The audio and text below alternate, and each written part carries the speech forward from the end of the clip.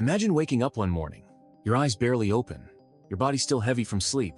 You grab your phone, a message, a notification, and almost instantly, a thought strikes you subtle, sharp, invasive. You're falling behind. You've failed again. Another thought follows, relentless. Look at everyone else, how far they've come. And you? Stuck. You didn't choose these thoughts. They didn't knock. They didn't ask for permission. And yet, they infiltrate your mind, silently shaping your emotions, commanding your decisions, controlling the very trajectory of your day. This is the danger few ever see. Thoughts are not harmless. They are invisible forces, quietly constructing prisons you willingly step into. And here's the truth, Beck, the founder of cognitive therapy, revealed. If you cannot control your thoughts will control you. Today, we're going to uncover how your mind may be secretly running your life and how you can take back control before it's too late. Number 1. The invisible prison of the modern mind. Every day, your mind produces thousands of thoughts, most of them automatic, most of them unnoticed. And the terrifying part is how effortlessly they are believed. A fleeting notion, I'm not enough, I'll never succeed, I'm a failure, can feel as real and solid as a physical truth. You don't pause to question it. You don't ask if it's accurate or useful. You accept it. You merge with it. And that is where the trap lies. Every unchallenged thought starts to define who you are, shaping your self-image without you even realizing it. Beck, the founder of cognitive therapy, made a revelation that changes everything. You are not your thoughts, you are the observer. This isn't just theory, it's a lifeline. Observing a thought instead of merging with it creates a gap, a space where power returns to you. Without this awareness, the mind subtly controls your identity. You start to define yourself through the lens of passing mental events, as if every judgment, doubt, and fear were an unchangeable truth. This merging of self and thought is what Beck called cognitive fusion. It's the silent process where identity collapses into mental noise. You are not just thinking, I am weak, you become weak. You are not just thinking, I can't do this, you act incapable. Thoughts start dictating behavior, eroding confidence, and distorting perception. What you see in the world is filtered through these mental distortions. A neutral comment becomes a personal attack. A minor failure becomes proof of total inadequacy. Every choice, every interaction, every opportunity is subtly warped by unexamined thought patterns. Over time, this fusion doesn't just limit potential, it redirects destiny. The mind becomes a hidden architect of your life, building barriers you didn't even know were there. Dreams get postponed, relationships crumble, careers stall, and all of it happens quietly, without any external force. The real prison isn't the world outside, it's the relentless internal narrative that convinces you it's true. The mind is not inherently against you, but when left unchecked, it becomes a subtle tyrant. And the moment you forget that thoughts are only thoughts, is the moment control slips from your hands. Cognitive fusion is the invisible chain, holding millions in place, shaping identity without permission. Recognizing this is the first step, not just to understanding the mind, but to reclaiming it. Until you see that thoughts are not commands and that believing every fleeting idea is optional, the invisible prison of the modern mind will continue to dictate the life you think you are choosing. Number 2, how thoughts become commands. Thoughts are not harmless. They appear like passing ideas, but most carry the weight of authority. The moment you think I am worthless, I'll never succeed, or they are judging me, your mind treats it as a command, not a suggestion. It doesn't simply sit in your awareness, it triggers an invisible chain reaction. First, an emotion ignites. Anxiety, shame, frustration, or fear. That emotion alters your physical state. Your heartbeat quickens, your posture tightens, your energy shifts. Then your behavior follows. You withdraw, hesitate, overcompensate, or lash out. Every action begins to confirm the original thought, even if it's entirely false. This cycle is relentless. The thought sparks emotion, emotion drives behavior, behavior reinforces the thought. And before long, what started as a fleeting idea becomes an unshakable belief. You begin to see it as reality, and your entire perception of the world bends to accommodate it. A single unexamined thought can dictate how you interact with others, what risks you take, and even how you see yourself in your own home, your workplace, or your relationships. The mind, in this state, acts like a parasite. It thrives on your identification with these ideas, feeding on every reaction, every emotional spike, every moment of self-doubt. The danger is subtle, almost invisible. Thoughts that go unquestioned do more than influence, they govern. They become internal rulers that dictate your life without ever announcing their presence.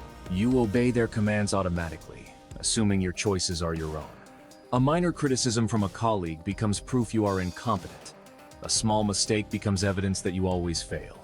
Every decision, every hesitation, every retreat is shaped by these silent orders masquerading as truths. The real threat is not the thought itself. It's the surrender. Every time you accept a thought without scrutiny, you give it power. Every time you merge with a negative idea instead of observing it, the mind cements control over your emotions, your actions, and ultimately, your identity.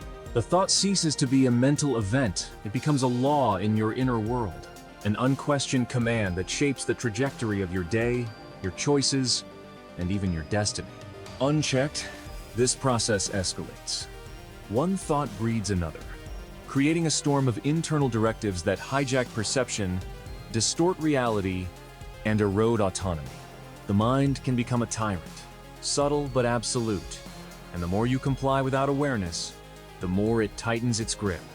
Every ignored or believed thought adds another link in the invisible chain, until one day, you realize that the life you thought was yours has been quietly dictated by the very thoughts you never learned to question. Number 3. Negative automatic thoughts, or NATs. The mind's dark algorithm. The mind has its own hidden algorithms, patterns that operate silently in the background, shaping perception without permission. Beck called these patterns negative automatic thoughts, or NATs. They are instantaneous, effortless, and automatic, emerging the moment a stimulus appears. A minor inconvenience, a fleeting discomfort, a comment from someone else. And suddenly your mind is flooded with judgments, assumptions, and self-condemnations. NATs don't negotiate. They don't ask if you're ready. They simply appear, and if unchallenged, they take control. These thoughts are not random. They have roots, deep and persistent, formed over years. Childhood experiences, criticism, rejection, trauma, and learned patterns create cognitive schemas, mental lenses through which all new experiences are filtered. These schemas act like invisible filters, warping reality, turning neutral events into evidence of failure or inadequacy. Every NAT is a reflection of these distorted frameworks, a ghost of the past masquerading as present truth. The distortions take many forms. Catastrophizing twists small setbacks into insurmountable disasters. A missed deadline becomes proof you are doomed to fail forever. Mind reading convinces you that others are constantly judging, criticizing, or mocking you without evidence, without mercy. Overgeneralization paints one failure as a permanent pattern. I always mess everything up. Nothing works for me. Emotional reasoning completes the trap, making feelings the authority on reality. Because you feel anxious or inadequate, it must mean something is fundamentally wrong with you. The result is a mental maze, a labyrinth of distorted cognition. Each turn reinforces a false narrative. Each path seems logical, yet leads to frustration, fear, or despair. The mind constructs walls so subtle, you don't even notice you are trapped. Every NAT strengthens the maze, feeding on belief, habit, and identification. You are not lost because of the world. It's the mind itself that has engineered the prison. And the most insidious part, you walk it willingly, convinced that these automatic thoughts are reality, when in truth, they are merely reflections of conditioned patterns waiting to be recognized and dismantled. Number 4. How NATs hijack emotions and reality. Emotions are not reactions to reality, they are reactions to your interpretation of reality. This is Beck's core revelation. The world doesn't hit you with anger, fear, or shame. Your mind interprets a situation and creates the emotional storm. A glance, a word, a minor mistake, the mind transforms it into a narrative, and your body responds as if that narrative were absolute truth. Anxiety spikes, the chest tightens, muscles tense. Thoughts tell the body to prepare for danger, even if no real threat exists. These negative automatic thoughts hijack the body as quickly as they hijack the mind. Fear, guilt, shame, and regret surge without warning, triggering physiological reactions that push behavior toward survival even if survival is unnecessary. You withdraw. You overcompensate. You avoid confrontation. You sabotage opportunities. The thought dictates not just how you feel, but how you act. And with each action, the mind records evidence that confirms the original thought. See, I was right. I am inadequate. I will fail. The cycle spins faster with every belief, every reaction, every unchecked thought. This is how gnats transform into self-fulfilling prophecies. What begins as a mental event, the fleeting idea that you are not enough, rapidly expands into a cascade of emotional and behavioral consequences. Your reality bends to accommodate the story your mind has told. Jobs are lost, relationships strained, confidence eroded. The emotional cost is high because every moment spent believing these thoughts strengthens the grip of the invisible prison. Every unquestioned thought chips away at clarity, autonomy, and freedom. The danger is subtle yet devastating. A single automatic thought left unchecked is capable of hijacking an entire day, an entire decision, an entire life trajectory. The mind becomes a tyrant, feeding on belief and identification, dictating feelings, actions, and perceptions.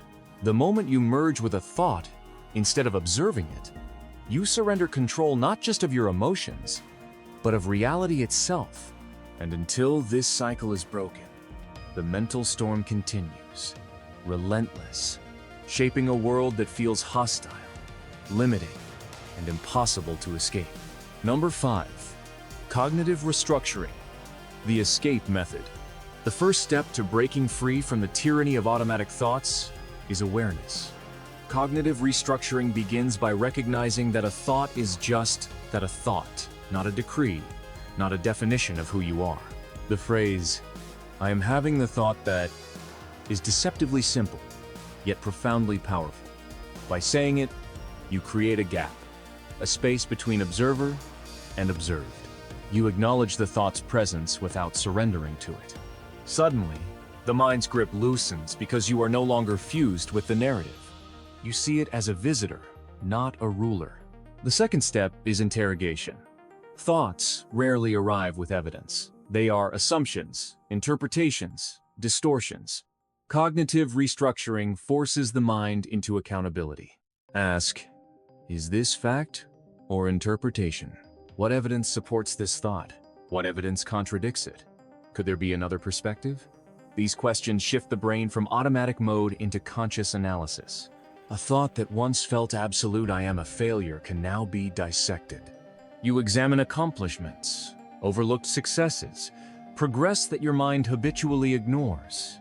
The power of interrogation lies in its ability to reveal distortion, exposing the thought as a construction, not reality. Step 3 is replacement, where transformation occurs. Replacement is not blind optimism, it is measured, deliberate, and rooted in evidence. Instead of "I am worthless," the thought becomes "I have made mistakes, but I have also achieved, learned, and grown." Instead of "I always fail," it becomes "I am human. I learn from setbacks, and I improve over time." Each replacement weakens the original gnat, and with repeated practice, these new, balanced thoughts take root. They reshape perception, behavior, and emotional response. The true strength of cognitive restructuring lies in distance. Every time you step back and observe, interrogate, and replace a thought, you reclaim sovereignty over your mind. Thoughts lose the power to command your emotions, dictate your actions, or define your identity. You are no longer at the mercy of fleeting mental events. The storm still arises, the thoughts still appear, but you are no longer swept away. Awareness becomes armor. Interrogation becomes discipline. Replacement becomes freedom. Over time, This practice transforms the very architecture of the mind. Automatic thoughts no longer hijack decisions or paralyze progress. Emotional storms lose intensity because the narrative fueling them has been questioned, understood, and reframed. The space between stimulus and response expands. You are no longer reacting blindly, you are responding consciously, deliberately, and strategically. This is the essence of cognitive restructuring, a tool that turns the mind from a tyrant into an ally, from a parasite into a precision instrument capable of building rather than destroying. Number 6. The birth of the observer. The next level of mental mastery begins with metacognition, the ability to notice that you are thinking. It's the moment when you step back and see the engine of your mind at work. Thoughts arise, patterns fire automatically, and instead of diving in and reacting, you pause. You observe. You notice the thought, the judgment, the fear, or the doubt, without immediately believing it, without immediately obeying it. That pause is the birth of the observer. The observer is not a concept. It's a presence inside you, a quiet awareness that witnesses every mental event without merging with it. Thoughts continue to appear, but their grip weakens. I am not enough. I will fail. No one likes me. These are no longer commands. They become clouds passing in the sky, visible, transient, and irrelevant unless you choose to engage. The observer sees them, acknowledges them, and lets them drift away. You stop identifying with every mental wave and instead occupy a fixed point, a stable center from which life can be navigated with clarity. This shift is subtle, but its consequences are profound. You move from reacting where thoughts automatically dictate emotions and behaviors to responding where awareness creates a deliberate, measured reaction. Eventually, you reach the stage of choosing where every thought, every impulse, every emotional tug is met with conscious decision. You are no longer a passive passenger on a turbulent river of cognition. You are at the helm, steering with intention and precision. This is where true psychological freedom begins. Not by silencing thoughts, not by pretending negativity doesn't exist, but by refusing to surrender to them. Thoughts do not define identity, they do not dictate destiny, and they do not have the authority to control action. You have discovered the fixed point amidst the storm, the inner observer that allows you to navigate life with composure, with power, and with unwavering clarity. It is here that the mind, once a tyrant, becomes a tool and you become its master. Number 7. Deprogramming the inner voices that aren't yours. Most of the destructive thoughts that shape your life were never born inside you. They were planted. Some came from parents who spoke from their own wounds, not wisdom. Others came from teachers who didn't understand your mind, your potential, or your nature. Some were absorbed during childhood years when you didn't have the authority to question what you were told. Society added its own layers. Expectations, labels, comparisons, pressure, and then there are the echoes left by past trauma moments that carve deep impressions into the subconscious, replaying themselves as thoughts you believe are your own. These voices blend together until you can't tell where they came from.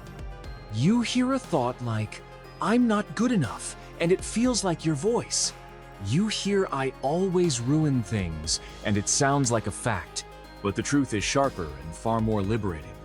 Many of your thoughts aren't yours, they're inherited. They're borrowed beliefs, passed down by people who were passing down their own pain. They're scripts written long before you had the strength or awareness to question them. Deprogramming these voices requires courage, not the loud kind, but the quiet, disciplined kind that forces you to stand face to face with internal narratives you've lived with for years. It means admitting that you've allowed old voices to shape your identity. It means recognizing that the harshest critic in your life might not even be you. It might be the memory of someone else's judgment, disguised as your internal voice. Reclaiming your identity begins by asking the hard question, whose voice is this? And when the answer leads you back to someone from your past, you finally see the truth. You have been fighting shadows. You have been carrying beliefs that were never yours to carry. You have been living according to narratives written by others, not by the man you are now, and certainly not by the man you are becoming. This is where strength is built. When you challenge inherited programming, you break generational patterns. You stop the cycle.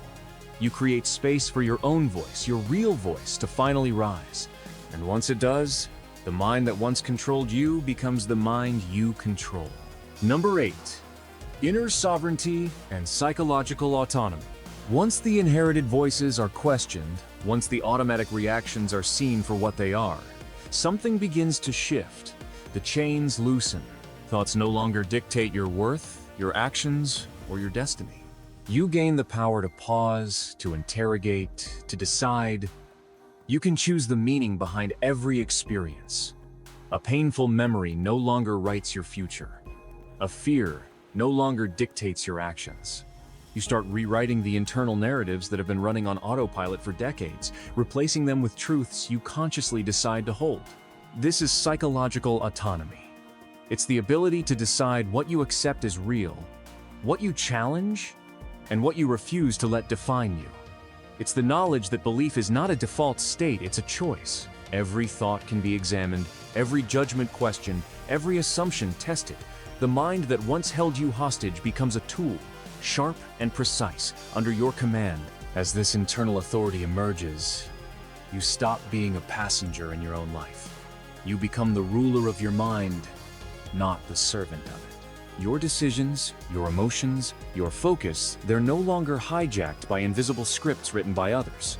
You set the standards, draw the boundaries, and define the reality you inhabit. Sovereignty is not external. It starts here, inside, where the voice that matters most, the one that guides your life, is finally yours. Once you grasp this power, the world begins to feel different. The noise outside loses its ability to shake you. Criticism, doubt, fear, they exist, but they no longer govern you. Every choice, every thought, every action becomes a reflection of deliberate intention, not unconscious reaction. This is the battlefield where true strength is forged inside the mind, in the quiet command of your own authority. The cost of living controlled by your thoughts is heavier than most will ever admit. Dreams quietly fade into the background, abandoned because fear whispered louder than ambition. Potential is sabotaged, not by the world, but by the mind that tells you you're not enough, not ready, not capable.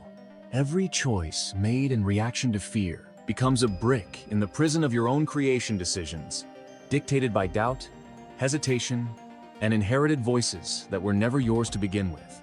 You end up wandering, frustrated, wondering why life feels so heavy when, on the surface, nothing seems wrong. Contrast that with the power of awareness. The moment you recognize that thoughts are not commands but signals, clarity emerges like a razor cutting through fog.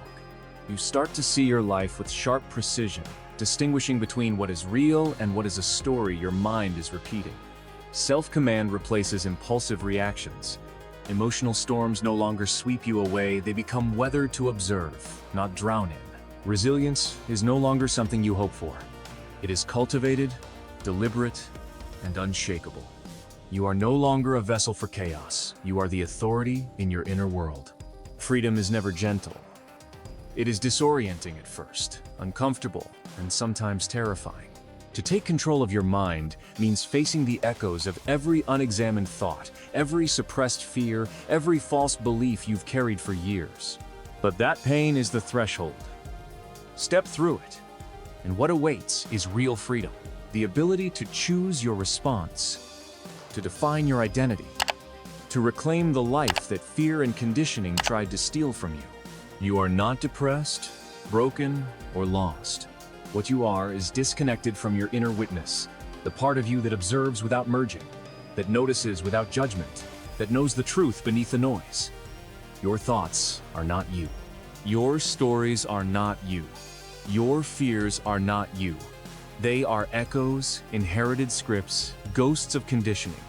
Recognizing this is the first step to liberation. Your suffering is not meaningless. It is an invitation. Your emptiness is not a void. It is a doorway. And on the other side, your purpose waits. It waits for the version of you brave enough to rise, to take command, to reclaim sovereignty over your mind. This is where transformation begins. This is where power is born. The question is simple. Are you ready to step into it, or will the mind continue to rule you? Comment, subscribe, and prepare yourself for the next transformation. The work does not end here, it only begins. The path to mastery of your mind, and by extension your life, demands courage. But every step taken in awareness brings you closer to the person you were always meant to be. Untouchable, unshakable, and undeniably free.